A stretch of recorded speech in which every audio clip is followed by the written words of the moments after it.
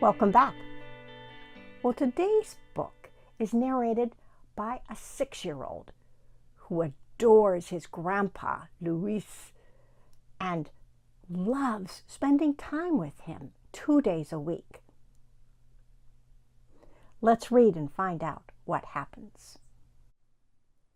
At the Drop of a Captain, written by Elisa Fontanaya, illustrations by Violetta Lopez, translated from the French by Karen Snelson and Emile Robert Wong.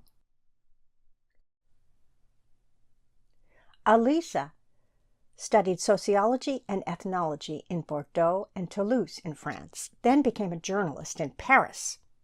Eventually, she went to Vancouver, Canada for 2 years, working as a press attaché for the French consul.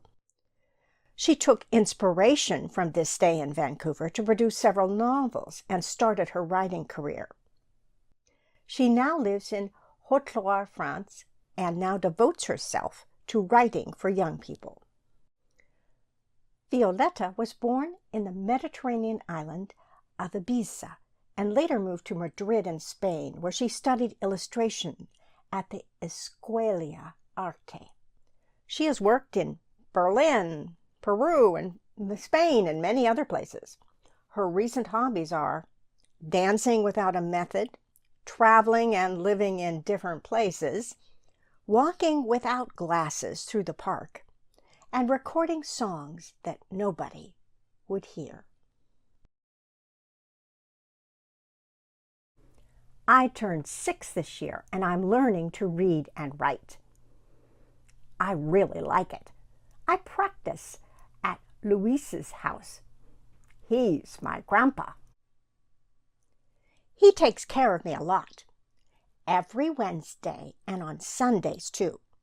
He lives in a little house he built himself, surrounded by a garden bursting with incredible fruits and vegetables. The garden feels like a whole other world. Whenever it's nice outside, I sit out there at a little wooden table with my pencils and notebooks. My mom says Luis has a green thumb. The minute he plants a seed in the ground, it sprouts right up. His green beans climb all the way to the sky. His artichokes grow as big as heads. And his leeks line up like a row of soldiers. I've never seen anything like it, says Mom. All the other gardeners are jealous of Luis and his garden.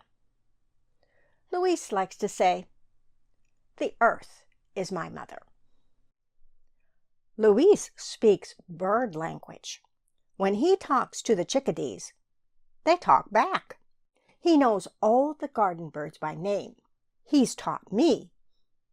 Oriole, chickadee, robin, sparrow, nightingale, starling. Luis talks with his cat, too. Her name is Diabola.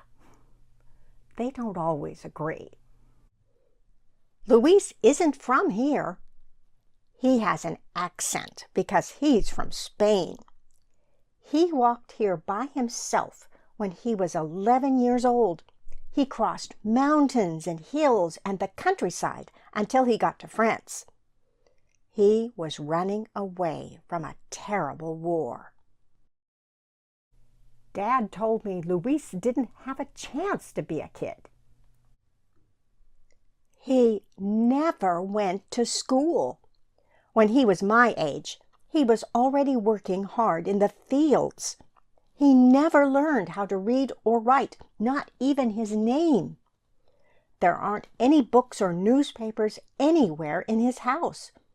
The walls are covered with pictures of flowers and animals he drew himself. Sometimes we draw together in the garden. His drawings are always better than mine. Dad says Luis is as good as Henri Rousseau, and he is a really famous painter. The other day, I got out my notebook and started writing. Luis leaned over my shoulder, watching me draw my letters. "Want me to teach you?" I asked him. "Oh, it's a little late for me to learn now," he sighs. "My head is tired." I love the way Luis talks. He's always saying, "at the drop of a cat." And now I say it all the time, too. It means right away, without delay. The other day at school, my teacher corrected me. We say "at the drop of a hat." I wanted to explain why I like cat better, but I didn't end up saying anything. Luis spent a lot of time working on construction sites when he was young. He didn't have a house, so he slept in camper trailers. I think I'd like living in a camper trailer. I'd feel like I was always on vacation. Another thing about Luis is that he's such a great cook. There's always something baking or simmering, so his house smells good. He says, "I am the apple of his pie," which means he really likes me. Or, "I am the apple of his eye," if you're my teacher. We like to go to the meadow together to pick wild plants. Some are safe to eat, but be careful. Some are poisonous. You can't learn how to tell the difference from a book, so Luis shows me.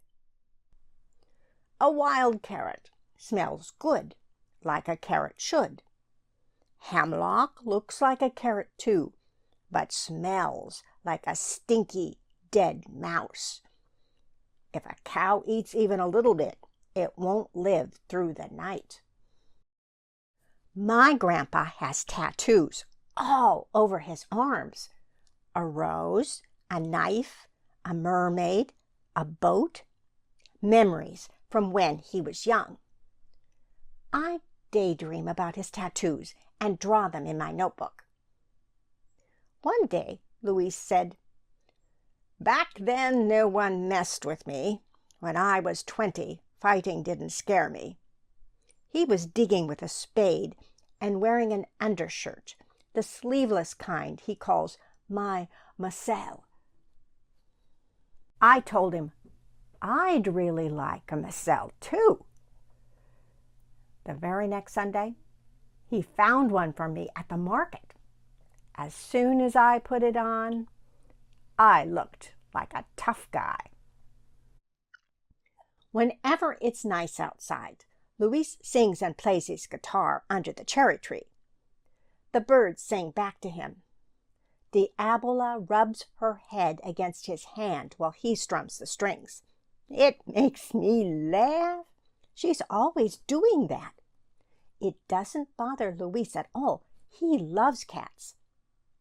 I sing with him in Spanish, even though I don't understand all of it. It's a song about women, hearts, and butterflies. Corazón, mariposa. I like these words a lot. One day at the end of the school year, I read a poem out loud to him.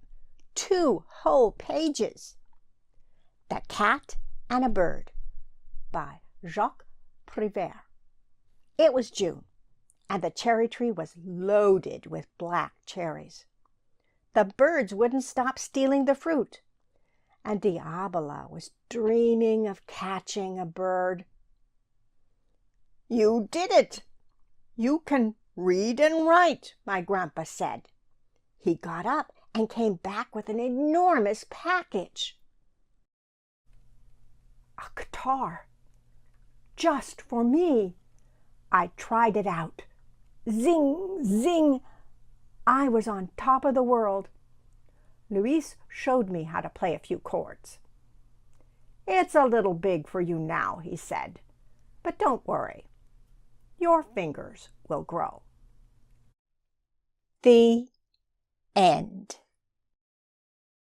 So Grandpa Luis has many talents: gardening, music, cooking, building his own house, painting, even though he can't read or write. His grandson loves him dearly, and his grandpa loves him back. At the beginning of this book, the author, Eliza, dedicates her book to several people, including someone called Louise. I wonder who that Louise is. Could it be one of her grandparents? We don't know. The illustrator Violetta dedicates this book to her grandparents, whom she says she never met. I never knew either of my grandpas, but I have very vivid memories of my two grandmas. There can be something very special and unique about our relationship with grandparents. One of my grandmas taught me the Lord's Prayer and sent me to Sunday school for the very first time. And the other grandma let me help in her little corner grocery, including stocking the penny candy display. Have you ever asked your grandparents to tell you about what it was like when they were young? You might be surprised to hear of some of their adventures. We recently celebrated Mother's Day and Father's Day, but maybe we should also find time to celebrate and thank our grandparents. So come back next week and let's read another story.